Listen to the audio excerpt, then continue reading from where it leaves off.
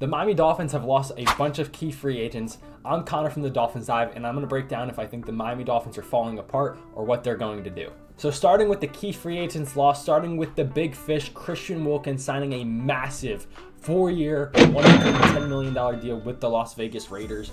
I'm very happy for Christian Wilkins, drafted and developed as a Dolphin, did all the things the right way. He's one of those guys that you would love to see maintain a Miami Dolphin, but in my opinion, I think the Dolphins did everything in their power to bring him back on a reasonable deal.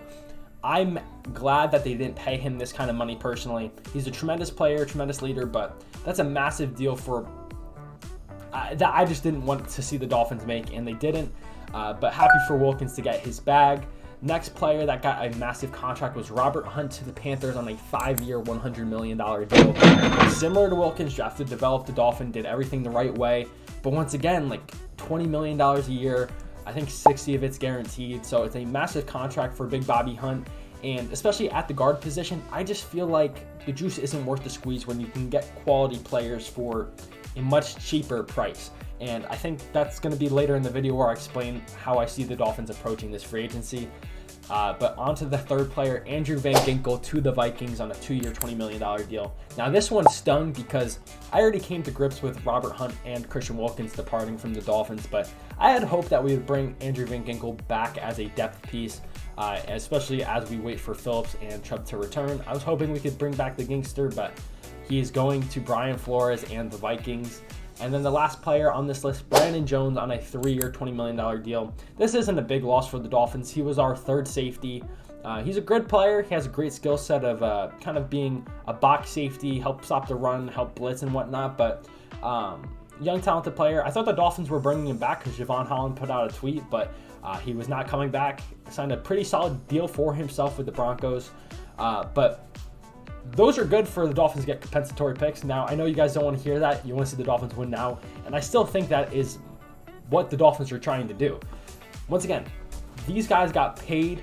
Most of them wanted to hit the open market. The Dolphins tried to negotiate with all of those guys. And they were asking for more than we were willing to pay. And the Dolphins weren't going to pay them what they didn't want to pay. And they didn't. They went to the open market and they got big bags. And for all the people that say Chris Greer sucks, well, look at what the players he drafted just got paid. Like, they're good players. He's capable of drafting good players. And I think he made good decisions on not overpaying most of these people. I would have been willing to pay Andrew Van Ginkel that contract, but all three of the other deals, I didn't want to see the Dolphins make at that price tag. And I'm happy they didn't, because I know it seems like the Dolphins are in cap hell. They're not. They can clear a lot of this money, and they can go out and sign a bunch of quality players that aren't going to be superstars, top-of-the-line kind of players, but you can sign multiple quality players with the contracts that they didn't give. So, for example, Christian Wilkins getting $27 million a year and Hunt getting $20 million a year. That's $47 million. Now, I know how guarantees work and the money can get spread along, but it's all in all, it's still money. Say $47 million, you can genuinely get probably 6 quality players for that amount of money, whether it's getting 2 guards, an inside backer, an interior defensive lineman. But if you want to be a consistent winner and lengthen your window, you have to make smart decisions. It sucks to lose these guys, but when the Dolphins were unable to extend some of these guys, they pivoted, extended players at the same position or similar position groups. As we pivoted from Wilkins to Sealer, and we pivoted from Hunt to Austin Jackson. So we at least have some continuity and some players under contract. And Zach Sealer is getting paid, what, like $8 million a year in comparison to Wilkins making over triple that. Now I know Wilkins would be getting the double teams, and now Sealer's going to be getting the double teams. But now you can pair Sealer up, pay an A'Shawn Robinson, pay a Adam Butler, guys like that, and then draft someone. But yes, you're losing Christian Wilkins, but he's replaceable with 2 to 3 players.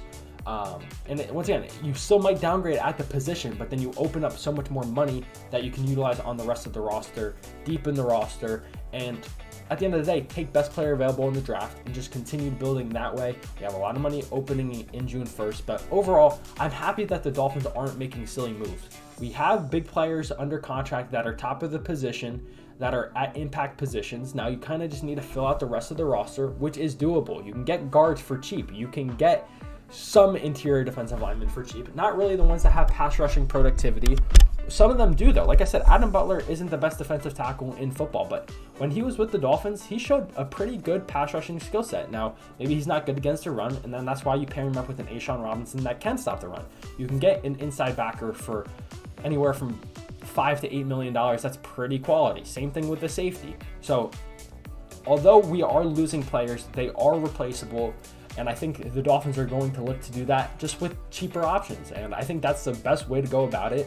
If you think about, like, look at the Chiefs. Now, they pay some top end guys, but the Chiefs got rid of Tyreek Hill.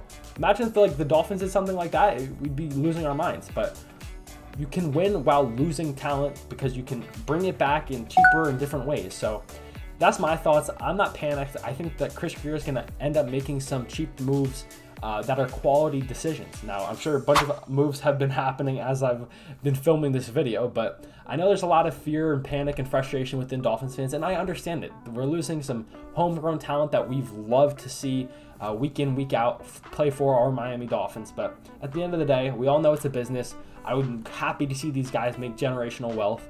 But in terms of the business side, I also think the Dolphins made some good business decisions by not paying some of these guys these massive contracts. But that's my thoughts. Comment your thoughts down below. I appreciate you guys for watching, and until next time, fins up.